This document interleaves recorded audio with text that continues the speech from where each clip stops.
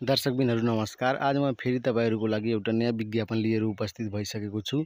जुन यहाँ शिक्षक सेवा आयोगले आफ्नो वार्षिक कार्यतालिकामा राखेको थियो, फागुनमा खुल्ने हो, तर केही प्राविधिक कारणले होला कि के कस्तो यहाँ यहाँ चैतमा विज्ञापन खुलाएको छ। निम्न माध्यमिक तहको आजै खुलाएको हो 2081 12-14 गते। यहाँ तपाईँहरूको कुन प्रदेशमा कतिवटा खुलेको छ, विषयमा कतिवटा खुलेको छ र कुन प्रदेशमा कतिवटा खुलेको छ तपाईहरू यहाँ हेर्न सक्नुहुन्छ र अनलाइन तपाईहरू दस्खत दिन सक्नुहुन्छ। यहाँ तपाईहरू नेपाली विषयको हेर्न सक्नुहुन्छ दिएको छ। यहाँ कोशी प्रदेशमा खुल्नमा 25 वटा। यहाँ टोटल गरेर हामीहरू जम्मा सङ्ख्या हेर्दै जाऊँ, नत्र यो भिडियो ठुलो हुन सक्छ। यहाँ कोशी प्रदेशमा 45 वटा खुलेको छ। यसमा खुल्लामा महिलामा आदिवासी जनजाति, मधेसी, दलित, अपाङ्ग, पिछडिएको क्षेत्र सबै समेटेर 45 वटा रहेको छ कोशी प्रदेशमा। फेरि मध्य प्रदेशमा 7 वटा रहेको छ, बागमतीमा 16 वटा रहेको छ, गण्डकीमा 26 वटा रहेको छ, लुम्बिनीमा 6 वटा रहेको छ, कर्णालीमा 4 वटा रहेको छ, सुदूरपश्चिममा 5 वटा, टोटल गरेर 109 वटा यहाँ खुलेको छ। तपाईहरू हेर्न सक्नुहुन्छ।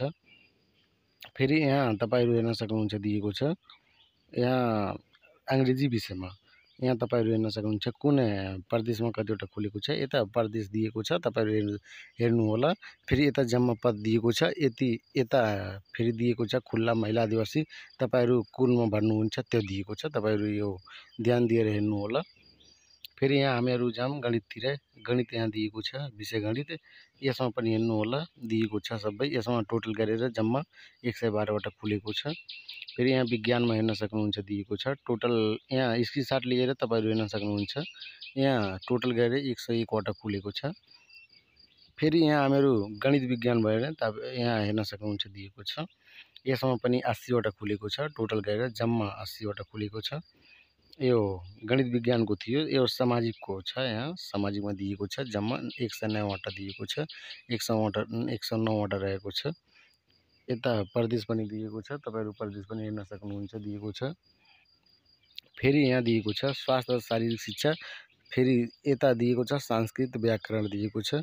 यसमा पनि रहेको छ, राम्रै पद रहेको छ। तपाईहरू हेर्न सक्नुहुन्छ, स्क्रिनसट लिएर हेर्न सक्नुहुन्छ। जुन नबुझेको कुरा छ भने कमेन्ट गर्नुहोला, आवश्यक म रिप्लाई दिन्छु।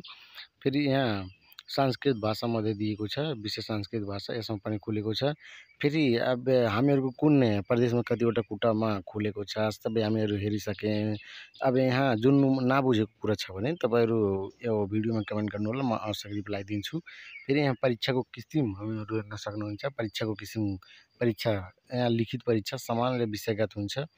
यहाँ लिखित परीक्षा भनेको एउटा परीक्षा भनेको सामान्य बहुवैकल्पिक हुन्छ, त्यो ट्रिक मार्कको हुन्छ।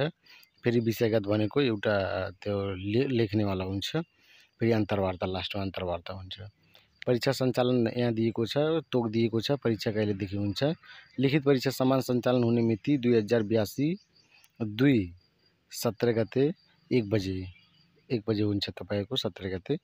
लिखित परीक्षा विषयगतको मिति समान परीक्षाको नतिजा प्रकाशन। पहिलो फर्स्ट पेपर भइसकेपछि त्यसपछि त्यसको नतिजा आएपछि फेरि सेकेन्ड पेपरको त्यसपछि सेन्टर तोक्नेछ।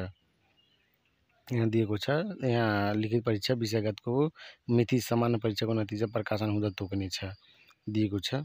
फेरि अन्तर्वार्ता हुने समय स्थान लिखित परीक्षा। यो लिखित परीक्षा भइसकेपछि तपाईँहरूको यो अन्तर्वार्ता हुन्छ।